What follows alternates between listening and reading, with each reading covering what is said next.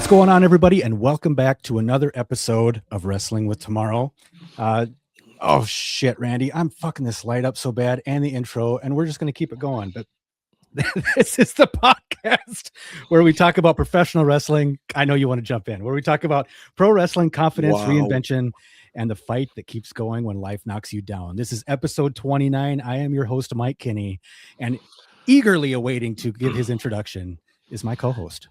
I am your professional co-host, Randy Harig, that has the lights set up and things in control so that we're ready to go when the recording starts. I'm sorry. I told you there's every single episode there is a technical snafu, and 99% of them land on Randy's plate. I just happen to fall through the cracks in this 1%. This is our host, Mike Clownshoe. Unreal. Well, bud. Okay, you got your beverage. You've got some food going.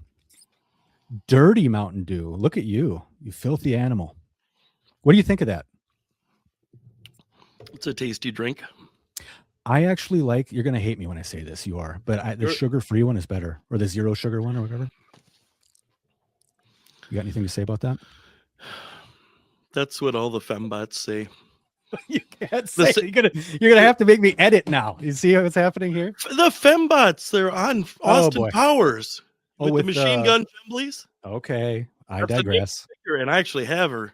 I'll bet you do. Oh, Sleeps on your nightstand. Is that where you put her? She don't do much sleeping. Did you know that main gal in that movie? I'm thinking Dude, Where's My Car? Because the main bad chick in that movie is married to like the lead singer of, oh my God, Buck Cherry, I think it was. Anyway, who cares? Who gives a crap, Randy? What I do want to talk to you about, we have a very special episode today. We have a guest. I'm going to tell you all about him in just a second. He is hanging out in our green room, enjoying the festivities there. We do have a hell of a green room here, folks. But very first thing, Randy, I texted you about this because I watched it last night. And yep. This is the new, I didn't even know it was a thing, but it's a documentary about Sabu's last match. Yeah, there it is. I loved the cover art because this looks just like the ECW magazine cover that he was on back in the day when they ran 6-7 issues of that. But so you've fallen into that little kids 6-7 stuff. Oh boy, somebody did. I don't think it was me. You just said it, dude. The interesting thing about this documentary was they followed him around for his last match. That's what the documentary was being built for, is they were going to document his comeback. Okay. Yep. He had his comeback match. We all know this now. Sabu passed away, but just 3 weeks after his comeback match. The documentary, though, if you're a Sabu fan, and I certainly am, we've talked in depth about mine and Randy's ECW nostalgia, and we're just giant fanboys for that brand. But the bummer of this documentary is that Sabu was in really rough shape, both mentally, like there was a lot of stuff going on, and there was 2 times in the documentary where he'd go on like a 2-3 day bender, and they recorded it and they'd show it. And at one point he woke up out of a sleep, and he'd been sleeping for a while, and he couldn't figure out how to make the cup of coffee on his Keurig in his hotel room, and he was just making a mess of everything. So finally he opens up one of the little Keurig cups, and he put it on a piece of paper and took the straw that you would put in the coffee cup as the stirrer, and he snorted all of those coffee grounds very quickly. He didn't take his time either. That was a straight human vacuum, but he snorted the coffee grounds, and then he had a little NutriBullet little blender there too, in his house at one point, and he put like 2 raw eggs, a scoop of ice cream, cold coffee, and something else he put in. He made a shake and just immediately devoured it. But I can get past all of that because I do appreciate, because every story like that has to have some kind of like trial and tribulation for you to buy into it. The problem is that when it got time for his comeback match, he that day he had a complete meltdown. He didn't want to go out to the ring. He didn't want to do the last match. He didn't want to do, and it showed it. He's like throwing a tantrum in the locker room. Eric Cannon was back there. Eric Cannon had to like talk him off the ledge, and it was a whole thing, dude. Like, and I felt so bad for Sabu because he wore like a white suit in his last match, but he didn't mean to because he couldn't find his gear. So that's what he went with. It was super sad, bro. Like it was because it's the same. It looks like it's the same group that made that Raven documentary recently, and the Raven one's awesome. And I kind of Yeah. expected the same thing with Sabu, and it's a heartbreaker to watch, man. Holy cow. Yeah, I mean, I knew I heard I had heard stuff over the years about drugs and about different things and stuff like that, but Yeah. that's a whole nother Yeah, it's wild, man. level when your head is off someplace that you can't run the Keurig. That's Yeah. Yeah, and wow, I that's thought it would tough. be appropriate to talk about that on here because we're all about the comebacks, right? We want to talk about that. We want to talk about the setbacks that you have along the way. And, Sabu is a legend, and he never got honestly, he didn't make the money that he should have made in the wrestling industry, which is incredibly unfortunate. But man, it's a really bummer to watch that documentary. There was one point where he was pretty strung out, and he was just like, they were interviewing him. He must have been in his backyard. He had a little bonfire going, just sitting by himself. And he starts just jammering on, as people do when they're buzzed, right? I get that. But he started going off about how he doesn't like barbed wire matches, and he just does them well. And he doesn't want to die violently, even though he'd like to die in the ring. But then he's like, then he just like has this epiphany where it's like, I just realized I don't want to die violently. I want to die peacefully. It was just, bro, it was, and then to know he died 3 weeks after, it was, and they cover all of that, it's all in there. It'd be tough not to cover it. So Yeah, I think maybe he knew inside, that things were bad, and maybe he had the feeling yeah, the end was coming. could be. The cover But art yeah, though is legit. I mean, it's the cover oh art, yeah, and that's the slipcase for it too. There's just more to be nice. had. It's a very cool Blu-ray, but it's just a bummer to watch him in that condition. Yeah, and like you said, like he didn't get near enough money and stuff, and I Yeah, would say too that he never got like the accolades that he should have for the yeah, stuff that he did do. yeah, And not everybody's a hardcore guy, but he's a high flyer guy and stuff too, and just he doesn't have the renown that a lot of those guys that fly do, yeah, or yeah, did. yeah, So that's kind of a pity that way. But yeah. It was a bummer, but I knew you'd appreciate it, and this is a place oh we yeah, talk about that stuff. But I'm excited to get to our guest. How about you? hey yeah, always man. Um, I'm gonna talk about him just a little bit, and there's a couple of little things I want to fold in here before we do all that and bring him on. But today we're going to be joined by Minnesota independent wrestler Icarus Alexander, who is still early in his wrestling career, but he's already making noise in the Minnesota independent scene for sure. He's wrestling in places like Ironheart Pro, Wrestle Verte, True North Wrestling.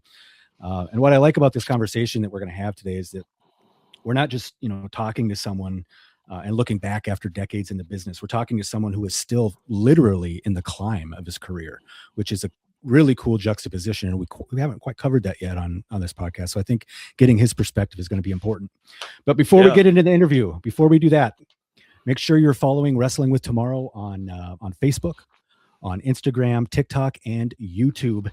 And if you want to show our show direct support, we're over at Patreon, patreon.com/wrestling with tomorrow. A couple of options for you there to join the community with us. We'd love to have you along.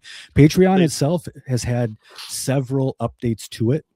And there's a thing on there now called quips, and they're just like these little messages that pop up from anybody that you follow. So I've been posting some quips on there for you to check out. You can join it for free. You just don't get access to all the other things, the bonus episodes and things like that. But there's some content that we are putting out that is free for everyone. Let's see. What else do we have here, Randy? Yeah, we also post early access to this podcast, show notes, bonus content, behind the scenes stuff. And we're just really trying to just build that Patreon platform as best we can. Also, Lucha Union. Let's talk Lucha Union for a second, shall we? Absolutely. Coming back one more time, the El Peral Ballroom in Austin, Minnesota, Saturday, June 27th, which right now, by the time everybody's listening to this, Randy, we're about a month out. We're a month away from the big show. Well, yeah, it's going to be an awesome show. It's going to be an awesome show. I've said it before, awesome show, awesome energy in an awesome venue. And it's just a pity that it was built in that area that happens to flood and stuff, so they've deemed that it needs to go. But what a piece of history. And yeah, we drew awesome last time. People were fired up, and I expect the same this time. Yeah. Yeah, it's going to be awesome. If you're interested in going to that show, again, it's in Austin, Minnesota on Saturday, June 27th. We're doing a 6 o'clock start time.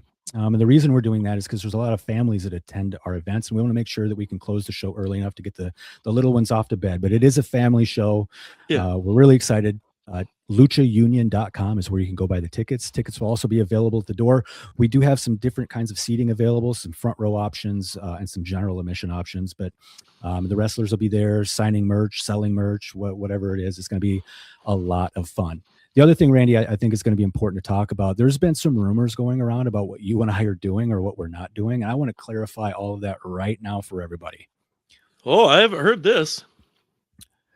Randy and I had every intention of running 3 to 4 times a year at that ballroom. Yes. And only that ballroom. Yes, we had plans to venture out a little bit, and we had some specific targets within southern Minnesota we were going to go after. We decided to put that on the back burner while we built up the ballroom presence. And then we got slammed with the punch in the face, so to speak, that the ballroom was being demolished, and this will be the last show there. So what I want everybody to understand is, yes, we went into it with intentions to run several times a year. Yes. We have one show booked right now, and that is at the end of June. We just talked about it. We have nothing else booked. Here's what I'm going to say about that. And Randy, I'm certainly going to let you chime in on this one. Randy and I are not pursuing currently any additional venues or specific dates to run any shows in the near future. We are putting the Lucha Union brand on ice. And if something falls in our lap, we can certainly entertain that, but we aren't looking to promote many more shows beyond. We would love to, but it's just not going to work out based on, there's a couple other things that Randy and I want to get involved in, and we'll talk about all that later. But if anybody else is telling you that these guys are running this show and that show, we're not. We just have the one date. Right. And frankly, my blood pressure can't handle running more than that right now anyway. So, but Randy, I don't know what everything that you just said is absolutely accurate, except for I wouldn't have said we're putting it on ice. Well, it's just terrible thing of words. Well, maybe right now. I meant the physical frozen water. Yeah, it's going on hiatus. Will that be a permanent thing, or will it be some kind of a temporary thing and we come back with it later? We don't know. And that's just a simple, honest truth. And like you said, we're working on our podcast here. We're working on to several other things we've talked about, Mike's speaking engagements. And there's a few other things that are kind of behind the scenes that we're working on too, that we're not really ready to. Oh boy. No, you're good. Like, I just don't want you to say it yet. So. Oh, no. Okay. That we're working into, but we're just not ready yet to reveal. Yes. Something like that. Yes. But trust me, once we figure it all out, you'll all know. My speaking stuff doesn't change. Randy's got a couple of side hustles going on. Plus, we love the pod. So that's where we're at. In the meantime, Lucha Union will be in the walk-in cooler. Better. I'm trying here, dude. I'm really trying. It's all these dad jokes I got, Boy. All right, luchaunion.com. Go buy your tickets now. Randy, before we bring our guest on, it would be remiss of me to forget our trusty friend, the little magic 8-ball.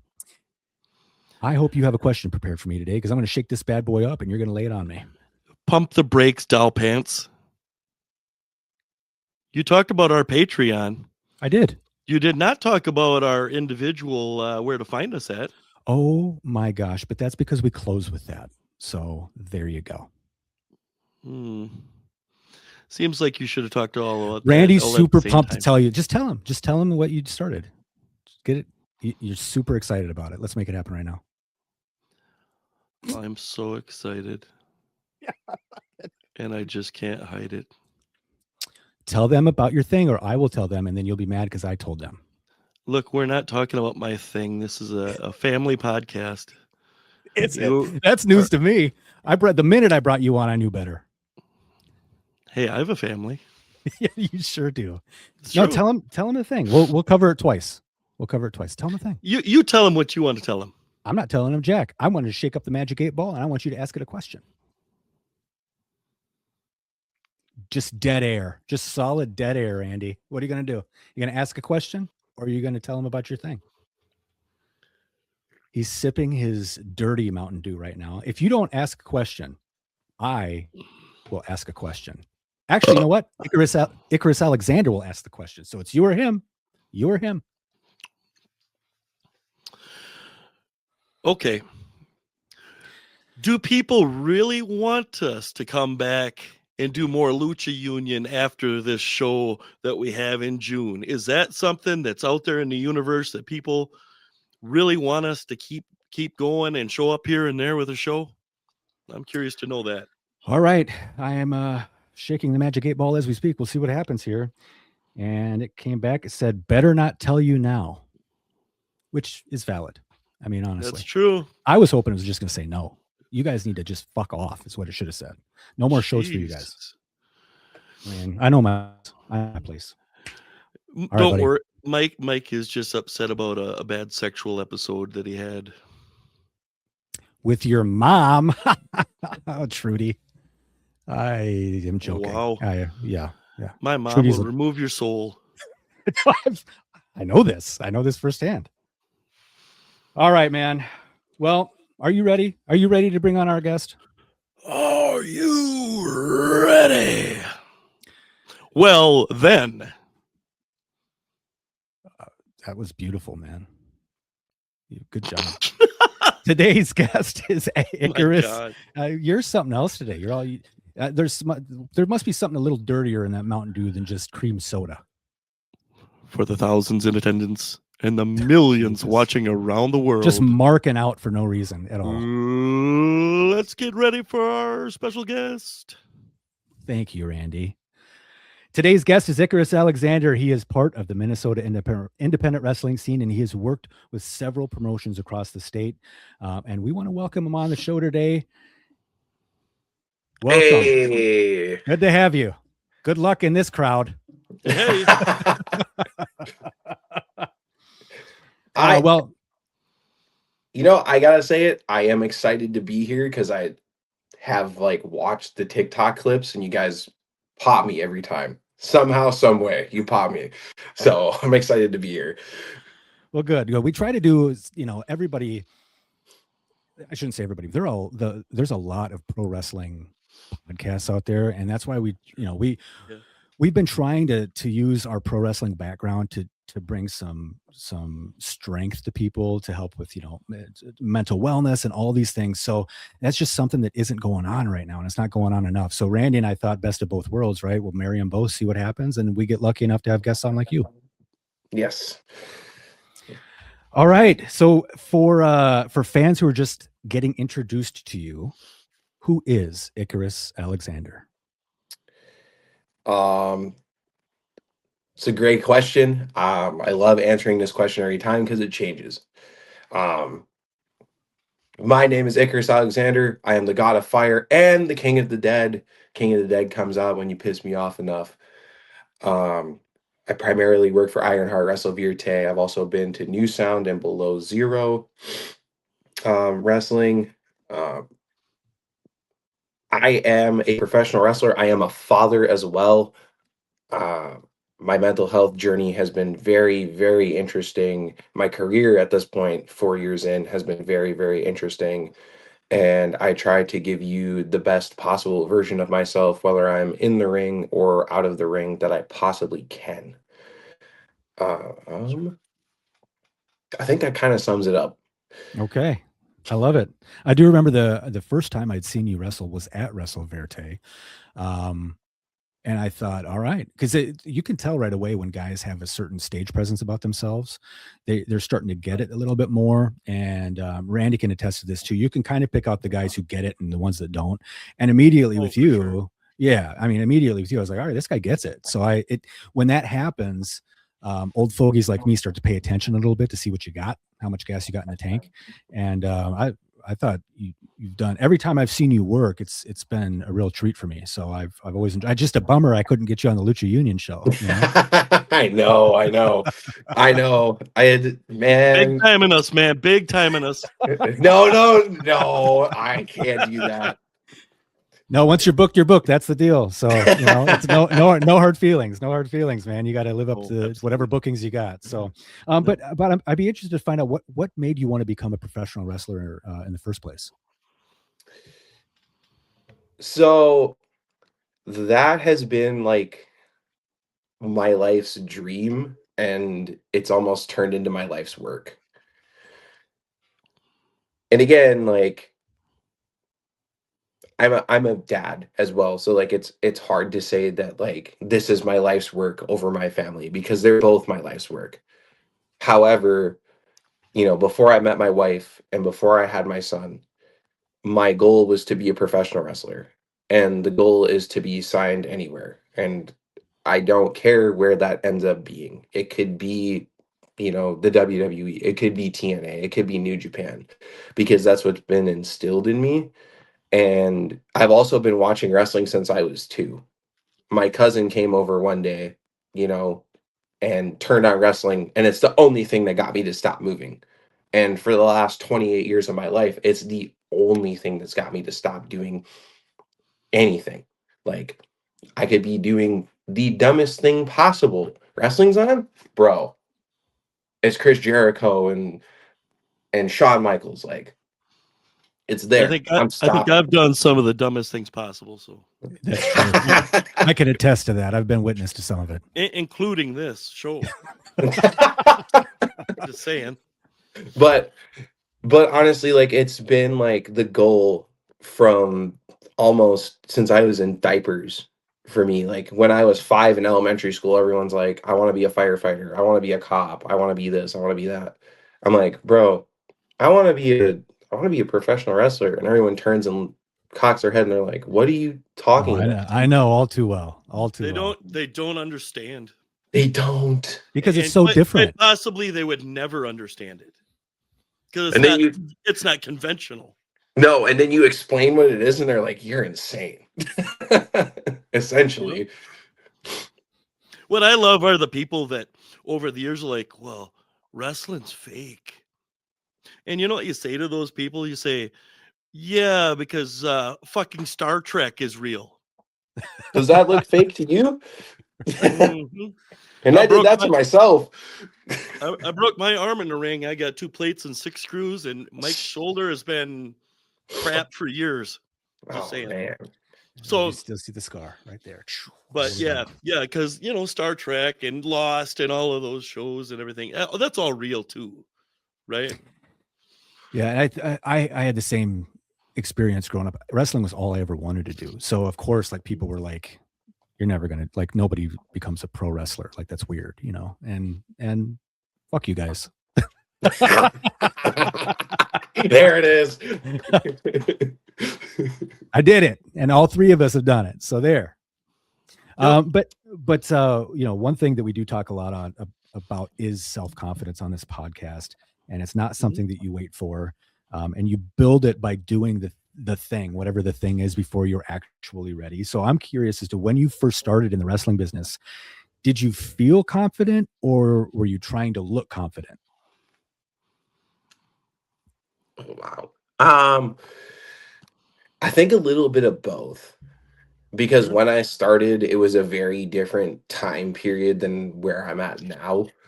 And I mean, honestly, in the last 4 years, a lot has changed. Um, I would like to take into account these things first of all before I say anything else about my confidence. When I started training, um, I was still living with my parents and I was in my 20s. And I did not have my license. I did not have a car. I had nothing to my name except for a PlayStation 4 and a couple of tattoos.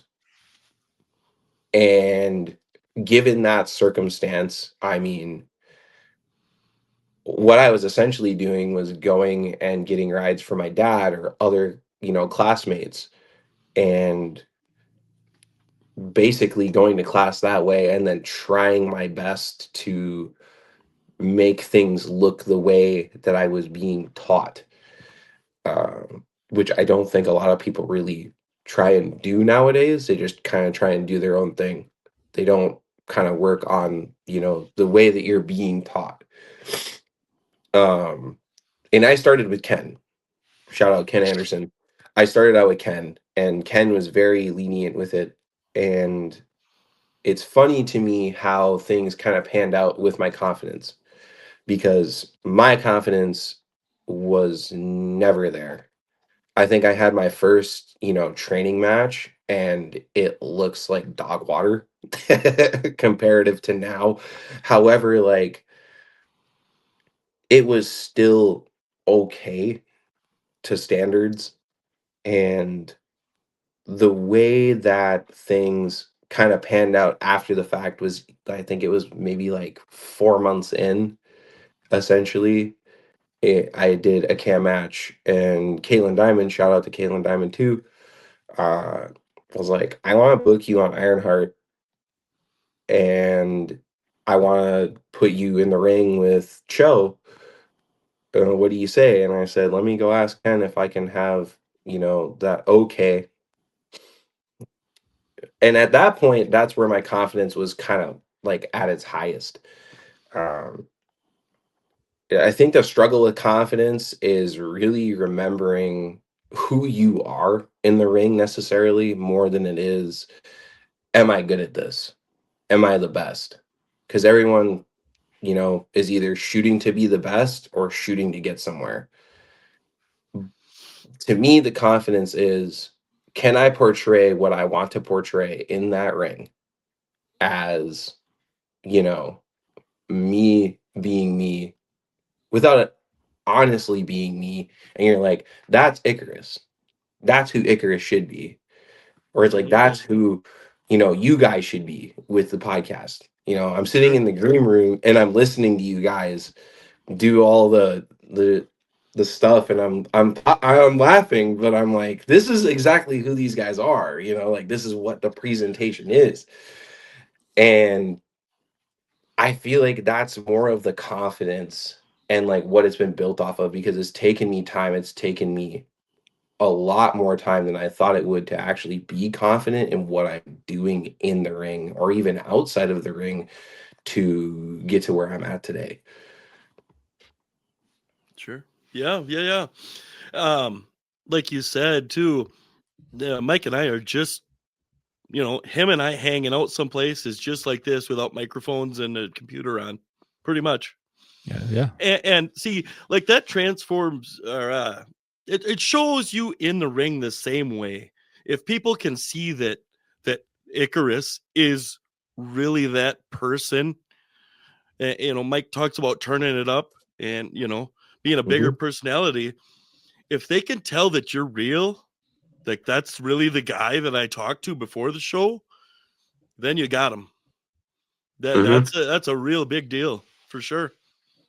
It does get, and I will tell you this from personal experience, and it wasn't something I knew before my return match, is that sometimes the lines between your character that you portray in the ring and who you are as a real human being blur so much that, like, for me, I had a hard time transitioning when I got into the ring, transitioning from Mike to Gator.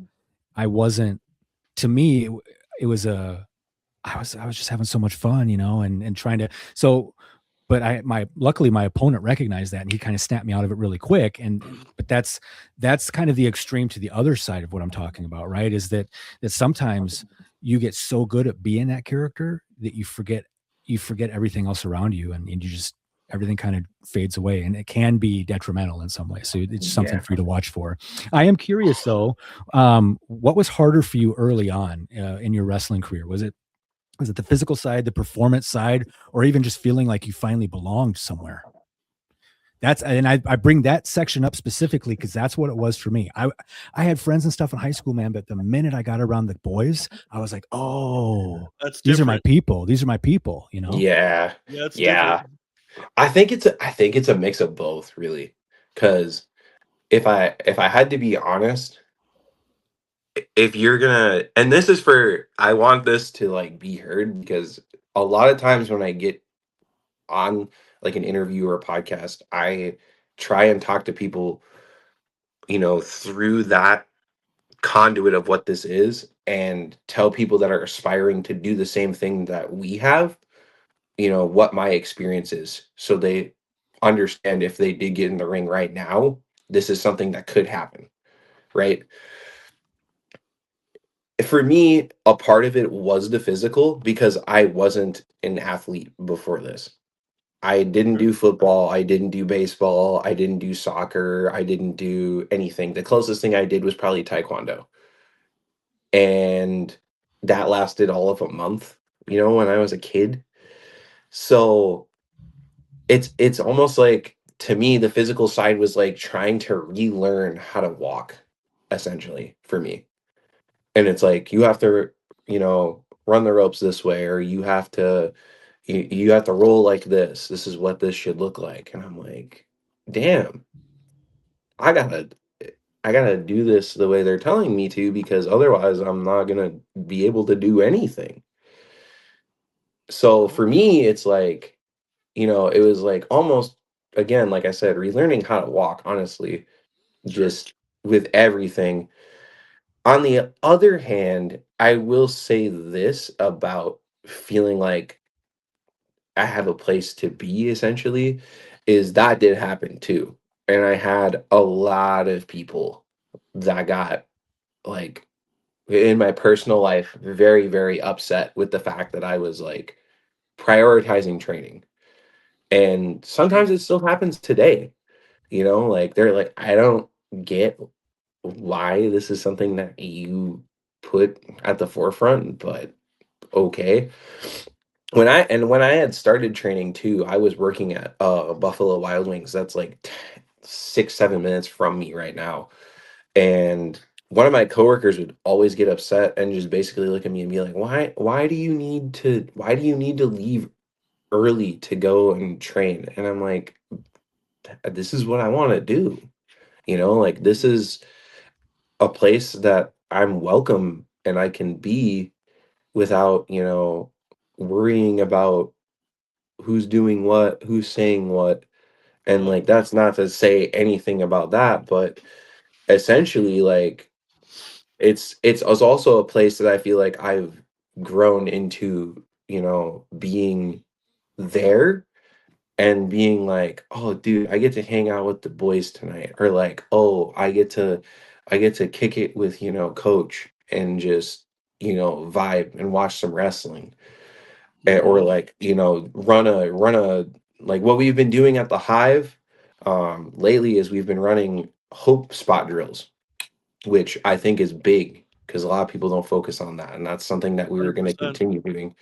So it's definitely a little bit of both, where it's like, all right, physically, I didn't think I could do a lot of the things that I could do. And then also, like, having a place to fit in as well has become a definite, like, eye opener, because I'm like, oh, this is how people should treat you, essentially, especially with my experience personally. But Did you ever have a moment where you thought that maybe you weren't good enough to be a wrestler, either before you onboarded, first day of training, or during your training, or maybe it's now? Did you ever had that moment? yeah, yeah, I have that moment a lot, actually. And I wouldn't say a lot. I would say like it comes and goes, you know. Sure. Um, and this is funny because there's a story that goes with this. We had talked previous about, what the subject matter is of this episode, so there will be something that coincides with this. But I've had that a lot, and sometimes, some days I'll wake up and I'll go, man, I need to burn my boots. And then there will be other days where I'm like, I'm gonna put these on and I'm gonna give 150% today. Sure. And I don't know what it is. I don't know if it's because like the business is hard, but at the same time it's like where I'm at, I don't really feel like I should feel that way, but I still do. Yeah, You know? that's normal. It's because you've got skin in the game and you care, so Yeah. it's super normal. And pro Um, wrestling too, nothing is given to you. No. so many aspiring young guys or middle-aged guys down at the indie level, and it's got to be you that they want to book on TV. It's got to be that single guy for whatever reason, or that girl, or that tag team. So there's, like Mike said, there's skin in the game here, and Yeah. there is pressure, a lot of pressure, and some days you're ready for it and ready to take it on, and some days you're just like, oh, dude, Like, I can't do it. been there. Yep. Mm-hmm. Yep. And we all go through that. We've talked several Sure. times on here about some imposter syndrome. You know, I get it now when I go speak. And I remember getting it when I was wrestling. I remember this so specifically, dude. I remember watching Austin Aries after I broke in, and I'm watching Aries and I'm like, yeah, I'm not cut out. He's so much better than me. Like, I don't, you know, like, he's so good. And then, you know, you just do it because you love it. And that's got to be it. That's got to be the only reason. It can't be any other reason. And that's for anybody out there, for any profession, anything that you're passionate about, man. Sometimes it ain't about the money. Sometimes it's about, like, filling up that cup that you have inside your soul. Yeah. Yeah. And that's actually, to play off of that too, like, that's a big proponent of what drives me to keep going, even though I have that thought of, like, well, I should give up now. Because it's like, for me, it's not about the money.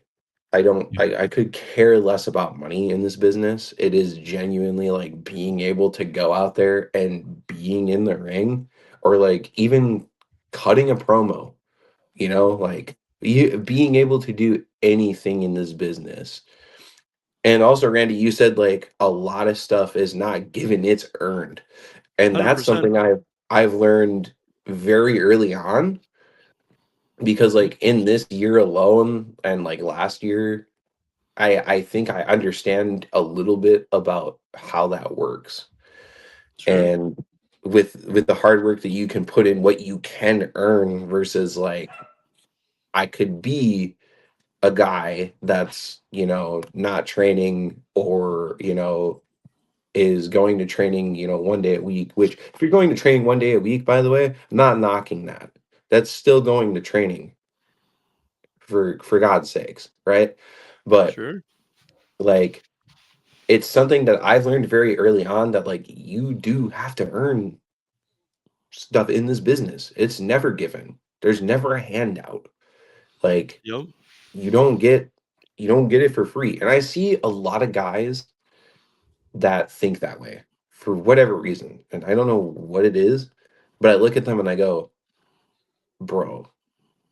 Yeah, it's an ego-driven business, man. So Absolutely. a lot of times people don't have the emotional intelligence enough to get out of their own way, and I think we've all been guilty of it from time to time. You know I have, Sure.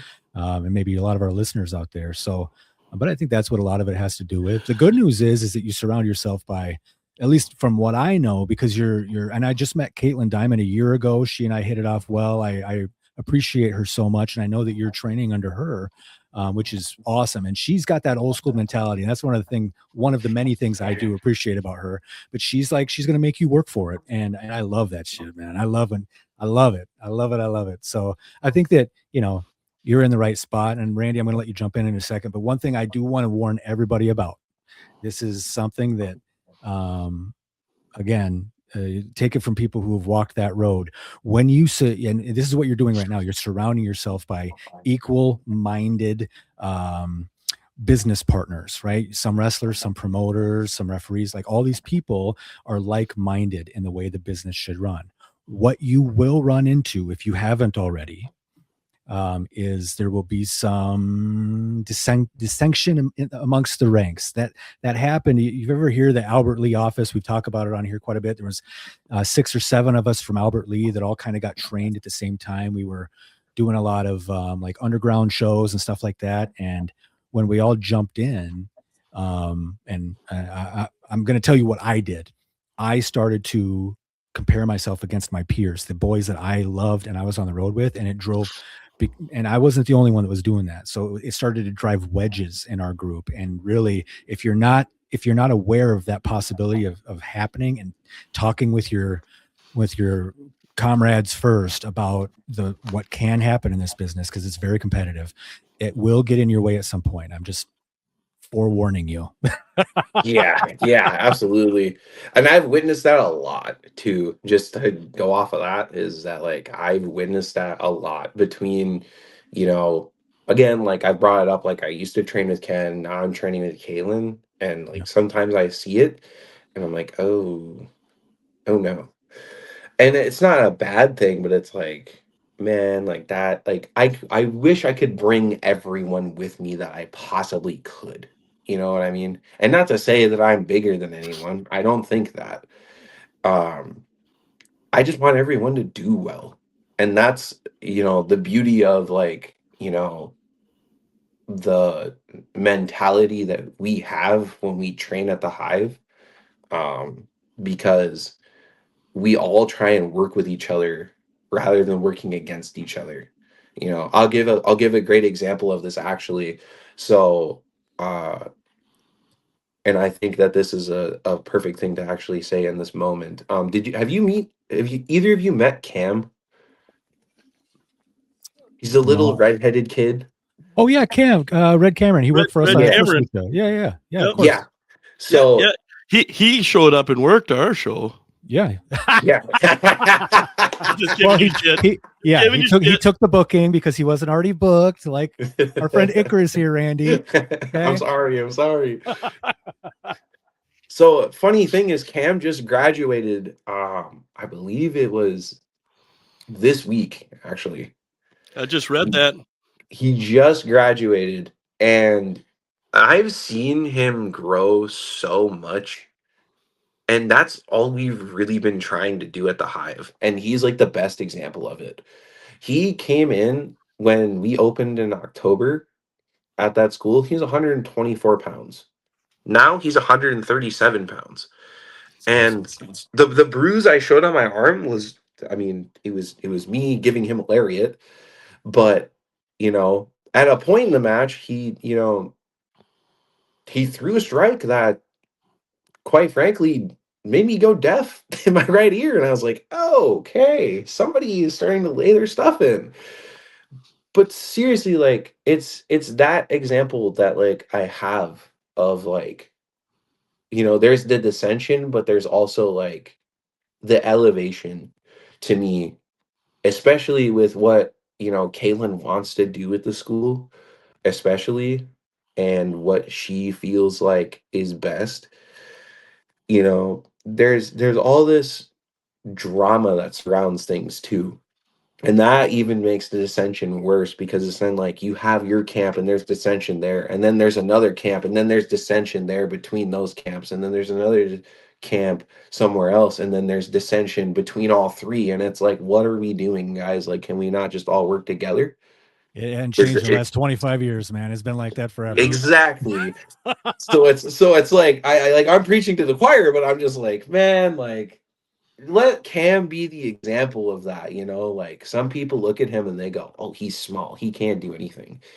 And the graduation criteria for the Hive is to wrestle a 30-minute match, and he wrestled his first 30-minute match and did it with flying colors.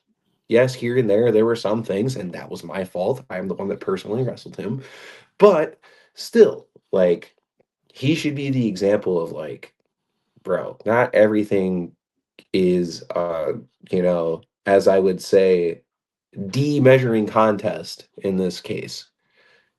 He's talking about you, Mike.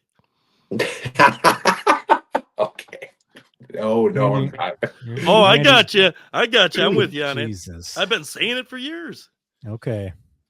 This guy. You see what I have to, these my working conditions here are rough. I got to deal with this guy and his beard. All right. So Don't be jealous, man.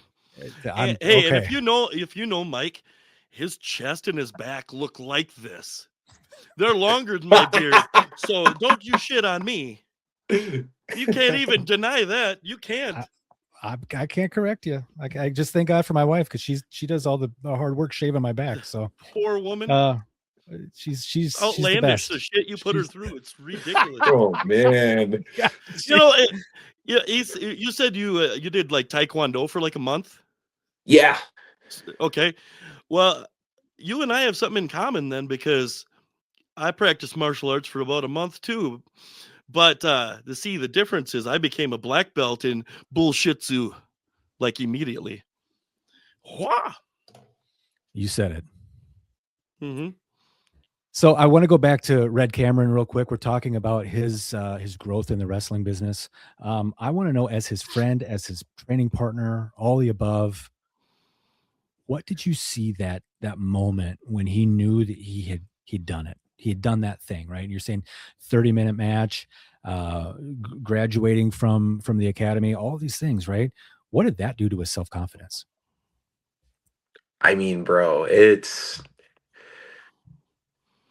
I don't even think in that moment with him graduating from the Hive that it was just that 30 minutes.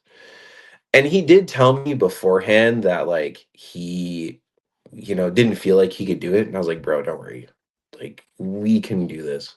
Because it's on the, I'm a graduate as well. And the system is, a graduate has to have your graduation match. So if you guys had come in and like you were new and Caitlin thought it was time, then she'd be like, all right, pick your graduate. And there's a handful of graduates now, including Cameron. Cam is busted his ass, if I can say that on Yeah, air. yeah. But We can he say is, fuck, Absolutely. shit, piss, whatever we want. let's go. It's our show. Cocksucker motherfucker. Hey, Then we I'll got say it. it like We this. got it, I'll Randy. say- You don't have to beat him over the head with it. Okay, we got the I'll point. say it like this And then. tits. He has busted his fucking ass since he's walked in the door. I've never seen someone with a work ethic like this at all. Because I thought my work ethic was crazy, bro. This kid has it going. And the reason I say that is because we run drills every day for a normal class, and we do that, every week. He'll come from his job and he will walk in the building.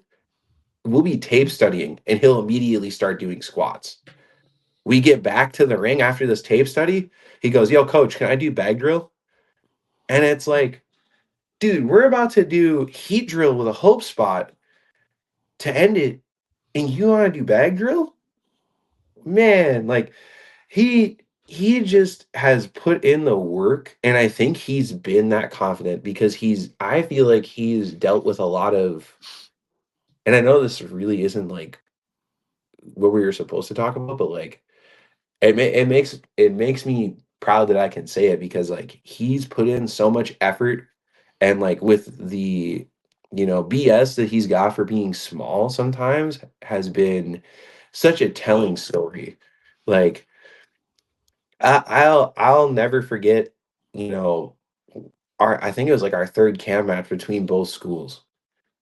And I hit him with this disgusting combo that I will not mention because I don't think it's fair to say that I pile drove a 127-pound kid. I have a friend who power drove a 437-pound woman. So, it's how you doing? No, that's something else. that was not during a show. That was something completely different. Icarus Alexander, back to you.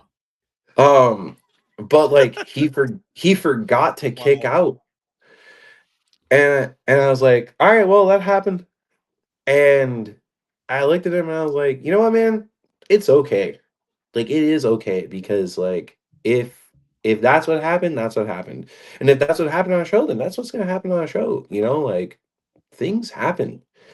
But for him, but for that to be like from our third match to like the last match that we had on Wednesday, and he's rocking and rolling like we're doing everything that we possibly can to put this into perspective and go, hey, like we're gonna get through this. And he's just rocking and rolling, like that's a big thing. That's a big thing, especially for him, because like he's like, I don't think I can do it. I'm like, brother, you can do it. One of the I know you just said that we're getting off track, and we are not. I asked you that question very specifically, mainly because I wanted to see how you were going to respond to it. So let me tell you what I just saw.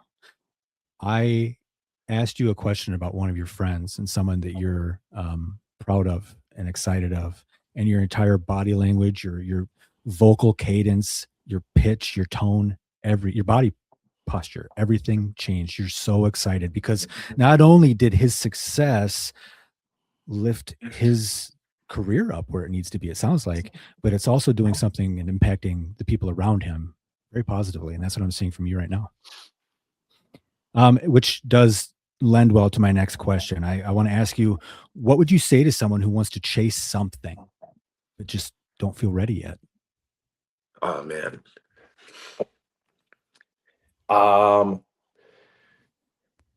That's a hard question because I feel like I chase everything I possibly can. And that's even breaking down the business that is professional wrestling, because I don't just want to be a wrestler. If I was to go, next weekend and wrestle, and God forbid my neck gets broken and I can't wrestle ever again, this is all I've really known for the last 4 years. And I'd want to do something else in this business, which is a thing. And also, I will say this, give another example of another person that has succeeded in this business is Caitlin Diamond, 100%. And she can't wrestle anymore, but she's found other ways to be successful in this business on this level. So what I would say is I would tell people to be open-minded. And the reason I say that is because, things can change overnight. They really can. I thought when I had my son that I really wouldn't be able to be a professional wrestler. And thanks to, shout out my wife who's in the other room, tending to our son and just chilling with him. Hey. She has made that possible. Yeah. 100% on that end. And has been like, I'll go to training and she'll have, we have 2 kids. She has a daughter, and she will take both of them on, and there will be no issue. And I'll come home and I'll be like, "Hey, what's up?" And I mean, at that point, the 5-year-old's already in bed. She's got to go to school by 6 in the morning.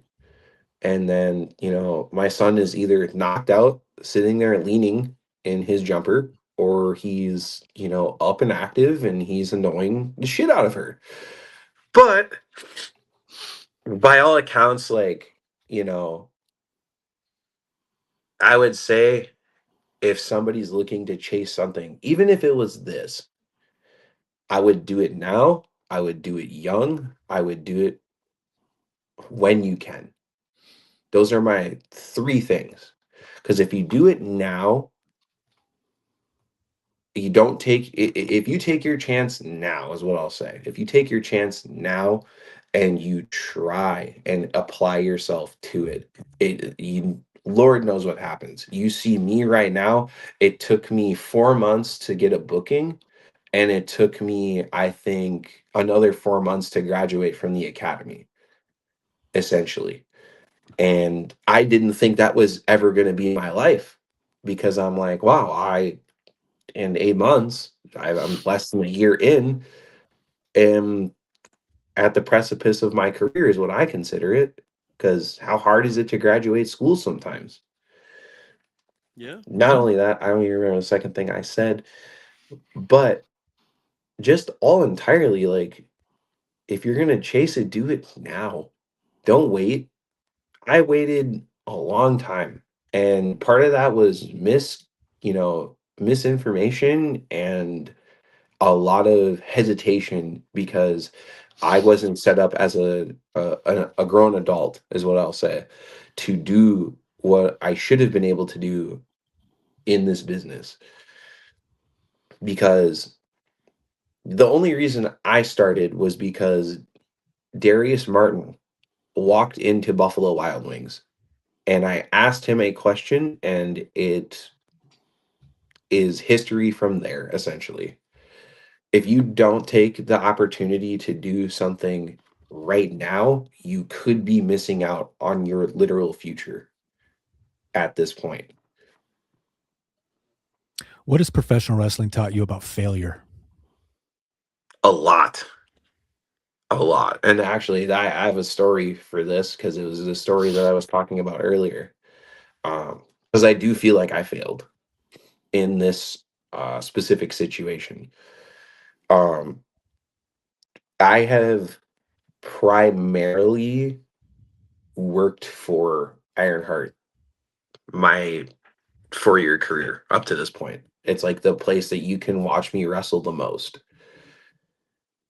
And there was a point where I wasn't there for 3 months, and I was going through other things mentally, and there was a lot of other things like people trying to make sure that I wasn't able to wrestle or, do anything outside of the four walls of my home at that time to make sure that I just wasn't going to be able to do anything. I wasn't going to be happy, shut me down, and leave it at that, essentially. And I could tell in that moment, specifically with not being there, because at that point in my career, it was the only place that I wrestled, essentially. It was the only place that I wrestled. And then there was like the odd booking here and there, right? I wasn't there for 3 months, and I like literally sat there and I was like, yep, my career's over. Like I, I'm not going to be back. I can already feel it. And it was devastating to me, but at the same time, it taught me that, like, okay, this is exactly what failure is. I didn't work hard enough. I didn't put in enough effort. I don't look great. As a wrestler, you want to look great, you want to sound great. Didn't have that. I'm sitting in this room that's the size of, a cardboard box with an air mattress, and I'm like, I'm done. It's over. However, the one thing that I did do though is I still sat there and thought about, okay, well, if I do get to come back, what do I do? And then that caused like reinvention in my current character and like even what my character is now. So for me, that's kind of what I learned from that failure. There's a lot of other failures that I have that I think are more personal and are just setbacks to the point where it's like, all right, get up, dust yourself off, and figure it out. You're a big boy. You're not a child anymore, and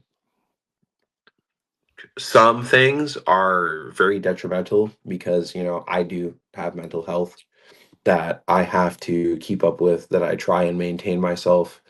And I'll say that because I don't go to therapy. It's not something that's on the table right now. I don't go and do the work that I should be doing, but I still maintain because again, like I said at the beginning, is I try to be the best possible version of myself that I possibly can be for everyone, and using old things that I have learned through anger management and therapy to self-regulate on my own. That's setbacks are a huge thing no matter where you're at. And it sounds like you have a situation where you have some self-reflection, but more importantly, some self-awareness as to what's going on, enough to kind of get you over that hump. So my follow-up question to you is, now that we know what some of the items and elements that wrestling has taught you about failure, what has professional wrestling taught you about self-confidence? Oh man, a lot. And the reason I say a lot is because I feel like sometimes the positive outweighs the negative. Because a lot of people, and I'm gonna actually bring up an example with you, Gator, that I think will be a good thing to talk about, is that you can learn from just about anybody. You really can. in this business. And, you know, I brought up who I've trained with and who I train under. What I haven't talked about is the guys in the back and, you know, what they present when you get back there after they've watched you wrestle for, you know, 8 to 10 minutes or 12 to 15. A big proponent of something, and I'm only 4 years into the business, but I'm going to say this as I would anyone else in a personal setting that isn't, you know, on air. The one thing that I look for in a locker room is somebody going to give me critique, and can I take that critique and apply it to my next match? I've had it with you, Gator, at Wrestle Birte when I wrestled Tyler in a match that went way over time. I will admit right now that match was way too long. Was not supposed to be that long, but first thing that happened was, you know, I sat down on the floor, had like 2 minutes to talk to Tyler, and then you came up and you gave your critique of the match, and you're like, guys, that was great, but pick something. If you're gonna do hardcore, do hardcore. If you're gonna do strong style, do strong style. If you're gonna do wrestling, do wrestling. And I was like, okay, that I can take and run with. It's the same thing with, you know, and we have a lot of guest coaches that come into the hive. Caitlin tries to use resources very wisely when it comes to that. David Ali, guy out of Chicago, he's great. I love him.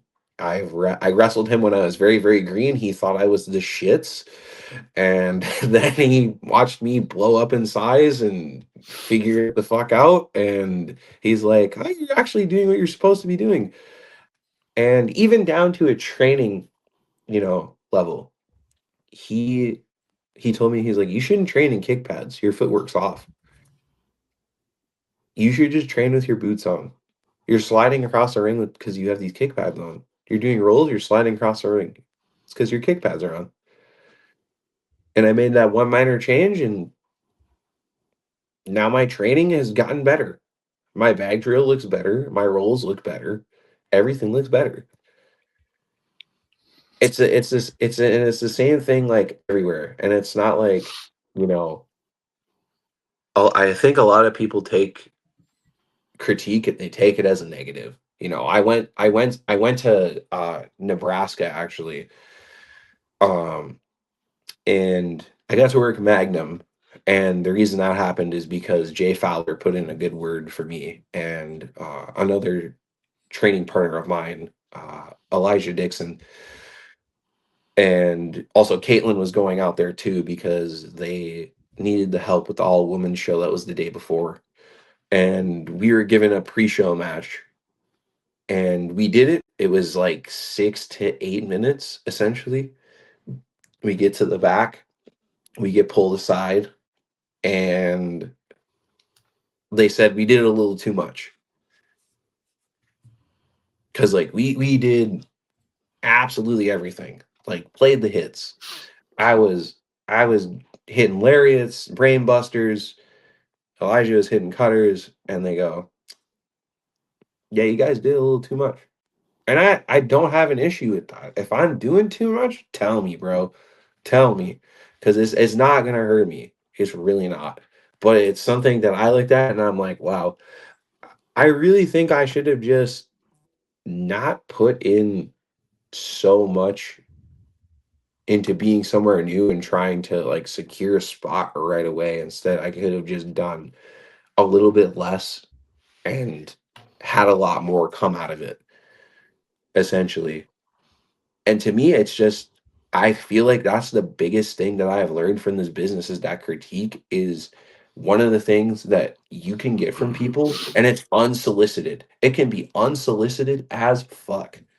And you can change the perspective on how you work based on that alone. I could have you or Randy walk up to me after watching me wrestle, you know, somebody for 5 minutes, and you can go, I really didn't know, like, I don't know what the best example is like, I really don't know what y'all are doing, but it looked good. Just keep these things in mind for next time. And then that's all you could give me. And I'd be like, okay, cool. That's something that I can rock with. Yeah, I remember the match you're talking about. So I just kind of live in a world where I was at that time just being reintroduced to the wrestling scene, and I wasn't going around and giving anybody advice on anything. But you guys had asked me to watch the match, and I was flattered. I'm like, sure, if you're gonna ask me to do that, I remember what that's like, going and asking people to do that. Then I need to be in the right mindset to make sure that I give you something of value. And so, and I'm not blowing smoke when I say this. That match that you had that night that we're talking about, that went too long, as you say, I don't think it went too long. It's one of the best independent wrestling matches I've ever seen, and I truly mean that. It's one of my favorite ones I've ever seen. So for me to walk backstage and see you two knuckleheads sitting there and being like, man, how am I going to tell these guys, like, like what am I going to? But I just had that one thing for you, right? It was like you were doing you were wrestling in different silos, and I was just like, I was so excited about your match. I thought, man, what if these guys would have just honed in on the one craft within the business, and it would have just been that much better. It was an awesome match, and that's how I know it could have, like, that thing alone could have elevated it. But you guys were open to the feedback, and I got to be honest with you, first of all, I'm a firm believer that feedback is a gift. It's not the easiest pill to swallow all the time, so you do have to be ready for it, especially when you ask for it. But I didn't know how you guys were going to respond, because, like, they're gonna be like, "What the fuck is this guy? Get him out of here!" And like, it was like, yeah, I mean, I don't know what everybody's thinking, right? So if you're going to ask me to watch, I'm going to tell you the truth, and then hopefully we can be friends when I'm done, man. So that was, and that's a thing I think that me and actually, to explain this more funny story. So I have two stories if I can. But that's something that I think Caitlin has really, really driven into someone like me and someone like Slammy Davis Jr. Because, you know, between a lot of the guys that are in that setting and in that training center, the two guys I think she spent a lot of the time with are me and him. Because, and not to like put things out there that shouldn't be out there, but I'm gonna be honest, she used to live with Slammy, and now she also lives with me. She's my roommate. Her and her wife, they stay here with me and my wife and our kids. And I've learned a lot just even by sitting on a couch. Like earlier, we were like literally, we were just watching WrestleMania 3 before this podcast even started. That's all we were doing. And that's all me and Kaylin do. And I ask her questions. We talk wrestling. We sit there and we put, pen to paper, and we make notes of things. We talk about these things. We come up with dream match scenarios. For fuck's sakes, we were talking about if Owen Hart and Bret Hart had wrestled, I think it was DIY. Like, that's what we do. And another thing, though, that is something that I think is very missed in her teachings that I've learned is like her critique is the biggest thing, because she will never tell you something that it doesn't make sense, you know? And another thing that is also there with that is she will also make sure that you have critique from other people that know what the fuck they're talking about. So when you did watch the match and you did come back to me and Slammy and essentially told us what you thought, we were like, all right, cool. Because that's how it should be. I don't want to hear a yeah, but when someone's getting a critique. It's bullshit. Listen to that guy. He's been here longer than you. You should be listening to this guy. I want to point out one thing for you before we get too much further. For all of our listeners and viewers out there, what you just saw happen was somebody explaining the good old days. So this, what you're living right now, my friend, is what you will fondly look back on as the good old days, because Randy and I came up through like I said, the Albert Lee office, but that was our wrestling fraternity. We did exactly what you're talking about. Exactly. And I look back so fondly on those days because we were so hungry. We were sponges. We were all learning from each other. We were plotting where we're going to go wrestle together. We had all these big dreams and hopes and aspirations, and a lot of them got fulfilled. And don't take these moments for granted in your life right now, because you will look back on these days with a smile and think of the good old days, and this is going to be them. Yep. Yeah, All right, Randy. 100%. 100%. No, I was going to say, don't leave yourself any regrets. If there's something you need to try, there's something you need to do it. Even if you come up short from what you think you can do, you tried to. Don't be the guy that becomes the old man sitting in the wheelchair down the line. Be like, God, I wish I'd have done this, and I wish I'd have went there. And the other thing too is, when you lace your boots up the next time, and every single time after that, I want you to remember just doing that is a gift. Every time you get the privilege to get in that ring. So no matter what kind of mood you're in when you come to the building, keep that in mind. Keep that in mind that someday it will be your last match. Whether it's an injury or an old age thing, it happens to everybody. And it's a hard thing to remember because we don't think like that. But every time you get to lace those boots up and you get another opportunity, you can make mistakes in the ring, you can do all those things, but you have that gift to get back in there again. And when your mental health is shitty and you're down on yourself, that's something that you can remember, and it's because you fucking earned it. You fucking earned that. And you earn it every single time you get booked on the show. So please keep that in mind every single time, because that's a big fucking deal. Randy, it's funny you bring that up. I didn't tell you too much about what I talked about in the Business of the Business seminar, but Icarus was there. And I told these guys, they get paid for the work they do before they get to the show. They're getting paid for the travel. They're getting paid for the hours it takes them to get booked. They get to be in the ring. That is the fruit of their labor. They're not getting paid to wrestle. That's what they get to do because they did all the hard work ahead of time to get to that moment. The ring is the gift. That's where you want to be. That's Never Land. That's your fucking dreams coming true. Mm-hmm. Even if you have a shit match, or even if you get 5 to 7 minutes, might not be what you want, but God damn it, you're doing your dream. And a lot of people don't get to, and a lot of people don't even try to. Yeah.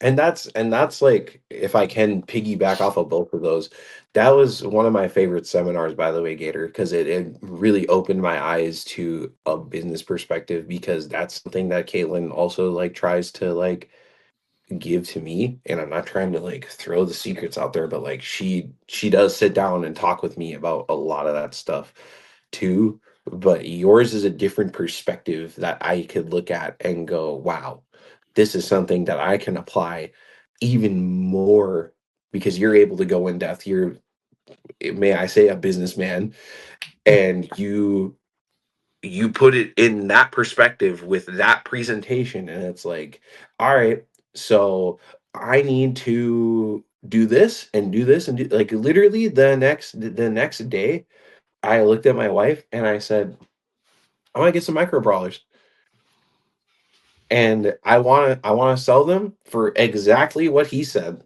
And then I want to pair them with t-shirts when we get t-shirts again. I've been lacking on the merch game, I ain't gonna lie.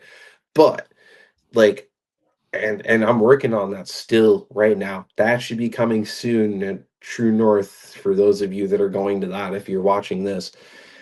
So to me, that's like a big thing, that's a takeaway. And it is a blessing to lace up your boots. It really is, Randy, on your end, because there, that layoff that I had for 3 months where I wasn't doing fuck all, I was like, man, I just want to lace up my boots. I want to get in the ring and do something. I don't care if I do a moonsault and I land on my feet and my ankle breaks. If that was what the situation was, I would love that more. And personally speaking, too, like those are the things that you also have to look at going forward and go, yeah, I was there, 2 years ago, and that's where I was at. I was on an air mattress in a room with, people that could have given two, Fruit Loops about me at all. And I don't use Fruit Loops very lightly, but I'll just say Fruit Loops in that aspect. And and you're just sitting there wondering what's next. What do I do personally and professionally? Because it is a privilege, and it's even a privilege to get out of bed sometimes. That's Sometimes we great. even take Every that time for you wake granted. up on the correct side of the grass is a gift. Exactly. And some people just I sometimes I feel like some people don't get that. A And lot of again, people don't get that. and that's it goes back to another point that I had, if I can circle it back around too, is that like uh I like to use opportunities like this to speak to the people, and that's something that you guys are doing too, and I support that 100%. It's the biggest thing to me that I'm able to go and speak on anything, anywhere, at any time, and go, hey, this is my experience, but this is also what I see. This is also what I, think people could do to be better in a given day. All right, I've got one last question for you. I want you to finish this sentence for me. Confidence is. Key. I love it. Confidence is key. All right, we're going to use that as a quote. I don't know how to tell my my little reel maker to snip this, but goddamn it, snip this, because we're going to use that. All right, buddy. Well, we appreciate the time today. Before we completely sign off, make sure you tell Caitlin that if her next wrestler of the day isn't Chad Collier, I'm going to riot. Okay. Okay. Love me some Hey, Chad Collier. I got one other thing I want to leave you with too before you go. And thanks for being here. We appreciate it every time somebody comes on. But to talk to somebody that's newer in the business is very refreshing. We talk to a lot of people that are older guys that have retired or have been in for so long. But as far as no regrets go, enjoy them little kids. Enjoy them little kids, because they will grow up so quick, and people say that shit, but you're about to realize it yourself. And they only play so many basketball games, or they only play, go to dance so many times. And if you miss out, it's done. So don't do that. And I want you to know, like me personally, I deal with depression. I want you to know, whether you and I ever talk about what's going on with you or we never do, I want you to know that you can. You can, anytime you want to talk to me, you can. And it's sometimes just good to have that in your pocket, even if you don't talk to somebody, just knowing that you are not alone, because it's a fucking lonely, terrible feeling. And it's hard sometimes to get in your own head and pull yourself back up. It has been for me several times. And so anytime someone talks about mental health, whether it's the same as mine or not, it doesn't matter to me. Just for people to know, hey, you're not the only one. There's a shitload of us out there struggling just like you. But you can do it, and you're not alone. Yes, sir. All right. Well, let's tell the fans, where can they find you? Where's your Instagram? What upcoming shows do you have? Anything that you want the fans to know, now is the time. Yes, yes, yes, yes, yes. Typically, I would plug my social media. I had to do this last time with Michael Earl Pam, by the way. And I did see that you guys had him on here. Shout out MEP. Uh, what I would actually like to do is plug other people's social media if I could. Sure, man. This is your time. Because I don't really post to mine anymore. I don't really post to TikTok. I don't post to Instagram. The only Facebook I really use is my personal one. So if I may, this is what I'll say. If you guys would like to follow me and follow what I'm doing, please go watch IWTV on Ironheart. I was also just on ICW North. That was fun. I still have gusset plate marks on my forehead. Um, Also, Wrestle Virte's YouTube channel. They have a lot of shows on there, and I am on, I think, the last year's worth of shows that they have done, as well as True North Wrestling. Please go and watch that as well. I've had a handful of matches there. I enjoy those people, and I love them to death, just like everywhere else. Uh, if you really want to reach out to me on social media, it's at the God of Fire. The name is Icarus Alexander on Instagram. My TikTok is dead. I don't do anything with that except save funny videos that I send to people, including my wife, because that's all we really do at this point after 2 years of marriage. Um, and yeah, really, I mean, and at that point, really follow, you know, my wife's page too. She posts about her kids if that's something that you want to do. I mean, I don't really, want a lot of people to know about those personal things. I know people are weird about posting their kids and like people seeing that, but again, it's part of my life. I enjoy it. It's the biggest thing I've done besides the wrestling too. And yeah, that's where you can find me.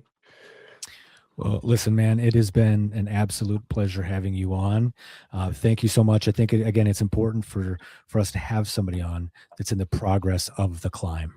And we all go through a climb, and we have trials and tribulations and setbacks and all these things that happen. And just hearing from somebody that's kind of in the minutia of it right now is really important. So thank you so much.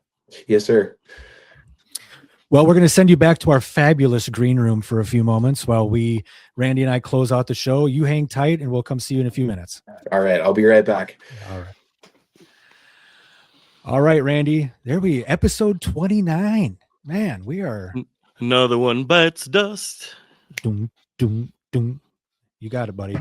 All right. Hey, I want to ask you something right quick. Did you check out my YouTube video that I put out? I did.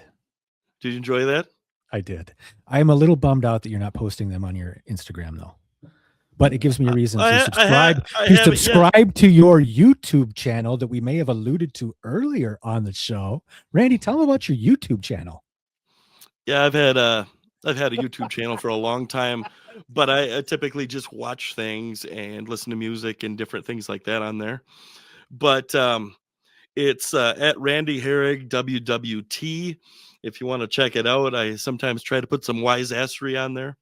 I just shared a video of my favorite promo the Ultimate Warrior ever did. So if you want to check that out, it's on there. It's a short one too, so it's watchable.